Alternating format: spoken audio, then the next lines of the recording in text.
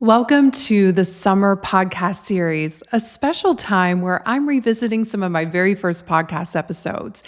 And in this one, we're going to go all the way back to episode 1, where I was a little awkward, a little weird, and very passionate about calling out the personal development world. It is a mix of nostalgia, a bit of a rant, and a reminder of how much we can evolve. So let's dive in. Welcome to the School of Self-Image, where personal development meets style. Here's your hostess, Master Life Coach, Tonya Leigh. Hello, dear friends, and welcome to our very first episode of the summer podcast series. Now, if you're just tuning in and you have no idea what I'm talking about, I announced last week that I am taking a break from podcasting over the summer, and it's not a full-on break because obviously I'm recording this. But what we're going to be doing is bringing back episodes from the past and me revisiting them through a new lens as the woman I am today. So every episode's going to have a little intro from me, and then we're going to dive right in. Another thing that I did is I created a very extensive podcast guide for you all. So often I have women email me or DM me saying, hey, do you have a podcast around this topic or that topic? And with almost 500 episodes, I have a podcast just about on every topic you can imagine. And so I created this guide just to help you figure out what podcasts you may want to revisit over the summer and beyond. So if you go to schoolofselfimage.com/guide, you can get your free copy. Now, today's episode is a very special one because it was my very first episode that I ever recorded. And I will tell you, it is very rare for me to go back and listen to my podcast. But to prepare for today, I did. And let me tell you, it is cringe-worthy to me. Oh my God, you guys, I am listening to myself and I'm like, first of all, you sound completely different. And I also didn't know what I was doing. I was so nervous to press record and then publish. And basically, my first podcasts were me just reading my blog post. And so they're very boring, actually, and they are not my best work. And I'm really excited to share it with you. And here's why. I think it's really important that we see where people came from. People tune in today and they're like, oh my gosh, you just know how to talk and do a podcast. You don't realize I've been doing this for over a decade. Almost 500 episodes later, yeah, I've gotten better at it. And even still, there are some days where I'm like, gosh, I don't know what to say. I don't know how to say it. It's all part of the journey. But this first one, she's a doozy. But let me tell you something. I am so proud of that version of me who was willing to just do it, to be imperfect, for people to think whatever they thought, to just put her work in the world because I knew I had something important to share. I was so excited about my message, and I look back at that version of me and I'm like, girl, you did it. You did it week after week. You did not let perfectionism stop you. You didn't let people's thoughts and criticism stop you. You have been showing up consistently for 15 years. And I could not be more proud of that version of me. And what I want you all to know is that the compound effect is real. The compound effect basically says the seemingly small tasks that you do day in and day out don't feel like a lot in the moment, but they add up to create momentum and a compound effect later on. And so if you're listening to this and maybe you're thinking about starting your first podcast or publishing your first book or starting your first business or whatever it might be, it's normal for you to be nervous and for it not to be perfect, but you just need to get started. Get your work out into the world, knowing that once it's out there, you can make it better. You can refine. You're going to get better because you're going to learn so much. What feels so hard right now will eventually feel easy. Like for me today, recording a podcast is relatively easy. I just know how to express myself. I know how to put my thoughts together. in a way that I didn't know how to back then. And that has come through not only experience, but repetition. You get good at what you practice. And so I hope you all listening to my cringe-worthy very first podcast inspires you. I hope it gives you that permission slip to go out there and do your work, put your work out there, let people experience it. And more than anything, allow yourself to experiment and play and to get it wrong sometimes and to get it right sometimes, but always stay true to yourself by putting yourself out there. I really believe that so much of women's lack of fulfillment is a result of them holding themselves back. They have things they want to say, they want to share, things they want to do, and they're so worried about what everybody else thinks that they end up being out of integrity with themselves. And the way to begin that alignment with yourself and your dreams and your desires is to take action, to go do that thing that you've been saying that you want to do, even if it's uncomfortable, even if it's not perfect. Now, this particular episode is called Even Elegant Women Get Pissed Off, and it's actually a rant about self-help. I've been in the self-help industry for 15 years now. And I have a very unique perspective that has not changed a lot since when I wrote this and then recorded this episode. The self-help industry is a very interesting one in that it often promotes that we need to go harder, faster, be better, constantly improving, and it can create this constant feeling of lack and not enoughness. I will tell you that my life became dramatically better and more exciting, more meaningful when I stopped chasing happiness, when I stopped chasing constant improvement, and I just started enjoying my everyday life more, savoring my life. Now, my life has improved. I have improved as a result of that. But I have seen so many people in this industry get caught up with certain mentors and coaches, and they can spend a lifetime constantly focused on how they're not where they want to be.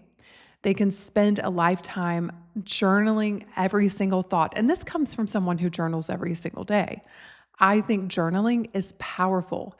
It is a tool for awareness. But when you begin to use journaling and needing one more course, one more formula before you'll go out there and live your best life, you have now used coaching and personal development as a way to hide versus a tool to help you be your best self. Are you all with me? It's like the person's like, I need to take that one more certification before I can go and coach people. It's like the person who's saying, I need to find that diet plan. That next diet's going to be the one that's going to fix everything. And we're constantly chasing and we're never allowing ourselves to enjoy our lives right now. And what I tell my clients all of the time, I'm like, listen, the reason why you want anything is because you're after a feeling. Think about it. You're after a feeling. And things outside of you don't create your feelings. You create your feelings based on how you think, based on where you place your attention and your focus, and based on your actions, like how you show up in your life can either solidify the feeling you want or take you further away. I view personal development as a tool to help us navigate those hard times, a tool for awareness, a tool for discovery. But when you begin to become addicted to those tools and you spend more time reading about having a happy life versus going out there and actually living a happy life, that's when you need to take a step back and you really need to examine what's driving this. And having done this work for 15 years, I know that one of the number one beliefs that drive this behavior is I'm not enough. I'm not enough will constantly have you seeking things that prove to yourself that you're not enough. And one of the reasons why I think the School of Self-Image members get such incredible results is that we approach this totally different. I'm a big believer in going to the end and figuring out what your sweet spot is, and then having the tools to live that in your day-to-day life. When I think about my future self, she's not sitting around reading about personal development. She may have a book or two that she turns to that inspires her, but she's living it. She's practicing it. She's taking action on what she's learning. She's not using personal development as a way to numb, as a way to avoid, as a way to escape. She's using it as a tool to make her life better.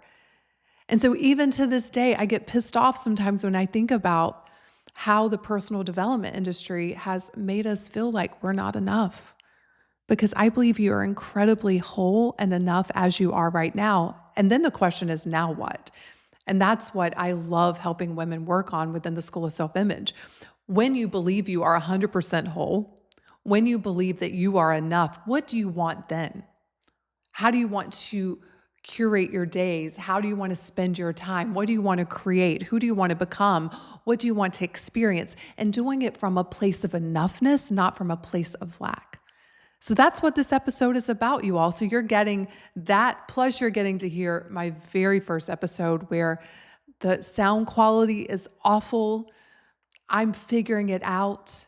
And I'm so glad I took my own advice. And instead of sitting around for years thinking about how to create a podcast and taking multiple courses and, waiting until I had perfect circumstances, I just sat down, recorded a podcast, and pressed publish. And that was almost 500 episodes ago. So enjoy, my friends, and I will see you on next week's episode.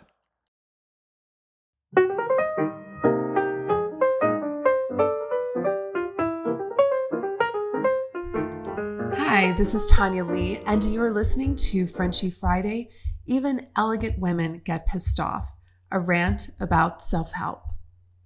The purpose of life, after all, is to live it, to taste experience to the utmost, to reach out eagerly and without fear for new and richer experience. Eleanor Roosevelt. Yesterday, someone asked me, "What's pissing you off these days?" Out of my mouth flew these words: the whole self-help industry. And believe me, once a woman's truth has been spoken, you can't take it back. I realized that as a master life coach, this personal confession may backfire. So before my rant gets underway, let me preface it with this.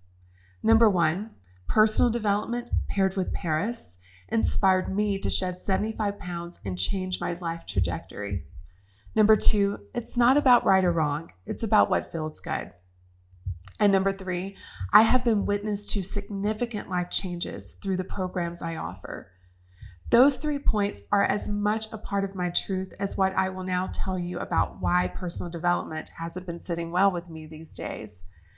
For more than 5 years, I've had one foot in the personal development world and one in the world where my desires, passions, and absolute loves are nurtured, such as travel, culture, style, food and wine, and of course, Paris. A potential dark world. The self-help world constantly encourages people to be better, work harder, make 6 figures. No, scratch that. You better be looking for 7 figures. Make vision boards, set goals, journal about everything, and through it all, be empowered. The self-help world promotes a culture of people who spend more time in front of their computer screens trying to build empires rather than cultivating well-lived and meaningful lives. It asks women to read another how-to live life book rather than encouraging life to be truly lived. It tells us to take another business course before going out there and sharing our gifts with the world. In other words, go bigger, improve more, do more, and for heaven's sake, don't relax or you're playing small. What is the result of all of these steps? It leaves people feeling broken with diminished self-worth and a constant need to be better. When did enlightenment become so dark? A French-kissed world. Okay, so let's talk about a world where I prefer to have both feet in. It's filled with ease, simplicity, elegance, and beauty. It reminds me to slow down, savor life, and stop always trying to be better. It encourages me to know that I'm enough. I want to throw dinner parties in this world, get off the internet, connect with real people, read juicy novels, watch great indie films, and have great sex and romance. In a hurried and heavy society, this world is my go-to for lightness and joy. Confessions of a Former Addict. When I discovered coaching, I felt like I had found the Holy Grail. The whole your thoughts create your reality stuff really had me going. While I believe that awareness of your beliefs is an important part of designing a life you love, I also believe that it can be a slippery slope. For me, I started spending most of my precious life in my head, examining and journaling every painful thought. Exhausting. Being a 24/7 detective of your mind will drive the most elegant woman to madness. As a French friend said to me, Americans are driving themselves crazy trying to be happy. While I loved the more empowering beliefs that I was cultivating, I was also exhausted from the constant self-investigation. So I'm just going to say it. Personal development is a modern day addiction. So what's the solution? I can only share what has worked for me, but when I stopped trying to become a gazillionaire, a Zen Buddhist, or anything that the self-help world tried to make me believe that I should be, I began to breathe deeper. When I began to focus on what I truly value, ease, beauty, connection, love, and inspiration, life became a whole lot more fun. By designing my life around my values, I discovered more passions: fashion, glamour, incredible dinners, divine chocolate paired with red wine, interesting people, time in nature, tantalizing conversations, travel and culture, and of course, Paris. Action is the most important part of change. And wanting to have both feet in the world I desired rather than reading or being told how to live, I have exchanged self-help books with fascinating biographies, the classics, and the occasional chick lit. Stopped signing up for teleseminars and choose to meet up with girlfriends over coffee or champagne. Stopped analyzing every thought and just reach for something that feels a bit better or not. Stopped caring that I wasn't in self-help guru cliques and filled my own space with diverse and eccentric people from all over the world and all walks of life. Instead of taking yet another business course, I hired a chief operations officer who knows business. Please understand, I absolutely adore mentoring women through my different programs.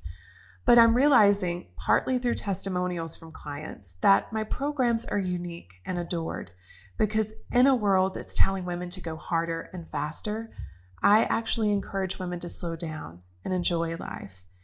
And what have I found? Well, through ease, simplicity, and elegance, they have created lives and bodies that they love. For example, Slim Chic and Savvy is a French-inspired lifestyle program that has changed the lives and bodies of hundreds of women. It is about so much more than strategy and offers fun challenges that require women to actually go out in the world and really live the philosophy. I have a society of fabulous women who want to indulge in life and live with more ease, awareness, and self-expression. We travel to exotic locations, eat beautiful meals together, and engage in interesting conversations like desires, style, business, money, sex, food, and love. It's like Sex in the City, only better because it's real.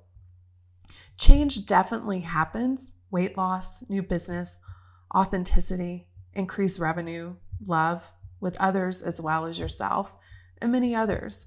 But it's based off of ease and elegance. I mean, what's $1 million in the bank if you're working 80 hours a week and have no time to live? And what's being a size 2 if you're never able to go out to dinner without fear of blowing it? I believe you can have whatever you want, but true luxury is when the journey to the dream is as beautiful as the dream itself. Enjoying life to the fullest today, not tomorrow after you finally found the formula or read another how-to book. And a complete side note, I seriously doubt that Coco Chanel attended weekend seminars on how to find your passion or walked across hot coals in front of thousands of people. However, I do believe she would have been a fabulous member of my society, but I'm biased. The best personal development in the world is experiencing life, not reading about it. What I do know is that tasting a fine champagne can open a woman's eyes to the power of indulgence. Wearing a fabulous dress and cultivating the attitude to go with it can be a game changer. Paris can shift a woman's perspective when she sees an entire culture that thrives off of pleasure. Signing off the internet for an entire weekend and engaging in real life can lead to absolute bliss and wonderful discoveries. Choosing a path of ease will lead to more true luxury. And yes, darling, I do believe lipstick is a mood enhancer, which I experience each time I paint my lips with a beautiful color. By curating beautiful experiences for women to indulge in everyday life, I offer them an opportunity to play in the world, to lighten up, to relax, to not be so serious, to have fun. And that's when their worlds explode with opportunity and joie de vivre. If you feel like you're in need of a little self-help detox, then welcome to my world, where I'll be talking about it all: beauty, style, culture, home, food, travel. And yes, I'll be sprinkling it with a little attitude adjustment suggestions. Everything in moderation, right? But I'll never, ever speak to you like you're broken, because you're not. You're fabulous, and don't be fooled into thinking otherwise. With all of that said, I am taking a strong stand for more ease, beauty, and elegance in a chaotic and vulgar world. When your soul needs more lightness and fun, paired with deep depth about this experience of life, I'm your lady. Life's too short, don't you think? With a sincere heart. Hey, before you go, I want to let you know that if you've loved this episode and you want more support in curating your self-image, I've created something just for you. It's a free podcast guide to help you find the episodes that meet you exactly where you are, whether you're craving for elegant success, vibrant well-being, magnetic presence, or stylish living. Or maybe you just want to deepen your understanding of the core concepts of self-image work.